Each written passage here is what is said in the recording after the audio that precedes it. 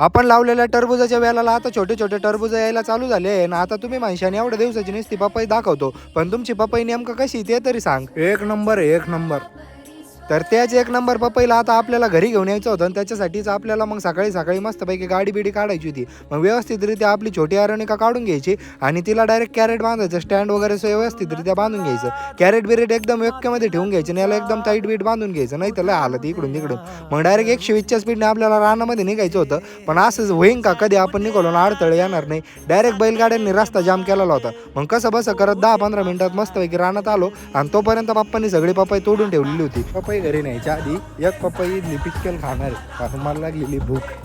मस्तपैकी बागेमध्ये एक छोटीशी पपई पिकलेली सापडून घेतली आणि आपण वेगळ्या पद्धतीने खातो. तिला आधी एकदम व्यवस्थित सोलून घेतो आणि मस्तपैकी खाऊन घेतो. आणि मागच्या वेळेस जो तुम्ही गहू बघितला होता तसाच गहू आपण यावेळेस पण केलेला आहे आणि थंडी असल्यामुळे तो एकदम योग्यरित्या वाढतो पण आहे. मग त्याला चक्कर मारला आणि डायरेक्ट बॅलन्स करून एक एक पपई आपण भरायला लागलो कारण उशीर पण खूप होत होता आणि आपल्याला पटकन दिवशी घरी जायचं होतं. मग बॅलन्स करून एकदम व्यवस्थित सगळे कॅरेट भरले आणि त्याच्यानंतर मग डायरेक्ट आपल्याला कापूस पण घरी नेऊन टाकायचा होता. आणि मग मस्तपैकी सगळे कामं करत करत मी आता करतो रानातले कामं. तोपर्यंत तुम्ही एवढे भारी भारी व्लॉग बघायचे असेल तर पटकन दिवशी मुकुल चाबळेला फॉलो करून टाका.